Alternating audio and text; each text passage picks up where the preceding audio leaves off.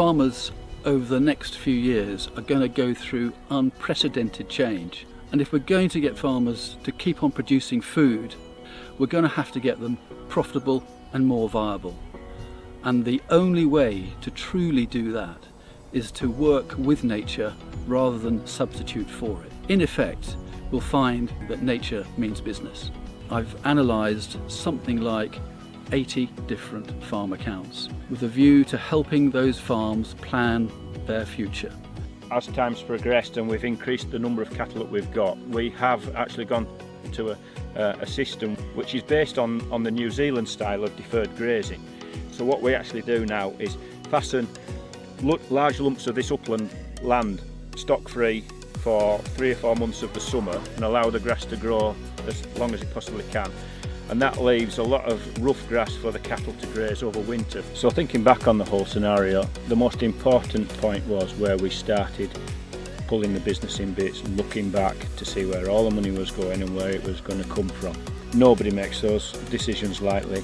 It's very, very scary to make any changes whatsoever, and generally people don't do it unless they have to do it, and we absolutely have to do it. It is the best thing we've done up to now. Established a glamping site down here on a piece of land behind the farm that was unproductive for the farm, but we saw an opportunity to use the landscape as a unique selling point. This business was established as something as sort of separate to the dairy enterprise, but that would give us a steady income at times when perhaps the dairy enterprise was either less productive or the milk price was fluctuating. We came to the conclusion that really, if we were going to do anything, we had to create an enterprise that added significant value, and that we looked to sell that in a premium market.